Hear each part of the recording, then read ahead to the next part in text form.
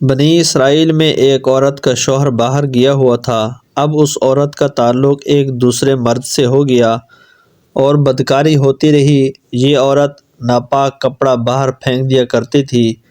اس کی پڑوسن اس کپڑے کو اٹھا کر اپنے گھر میں ڈال دیا کرتی تھی۔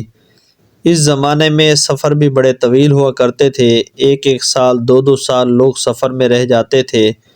اس کی پڑوسن وہ ناپاک کپڑے جمع کرتی رہی کہ جب اس کا شوہر سفر سے واپس آئے گا تو اس کو دکھاؤں گی۔ چونکہ وہ عیب کے ظاہر کرنے کو کوئی گناہ نہیں سمجھ رہی تھی، اس لیے اسے توبہ کی توفیق نہیں ہوئی، مگر وہ عورت جو بدکاری میں ملوث تھی اس کو توبہ کی توفیق ہو گئی۔ جب دونوں کا انتقال ہوا تو وہ گناہ گار عورت جنت میں چلی گئی اور اس کی پڑوسن جہنم میں، جبکہ وہ عبادت گزار اور نمازی تھی۔ اس لیے مومن کے عیب کو ہمیشہ چھپانے کی کوشش کرنی چاہیے۔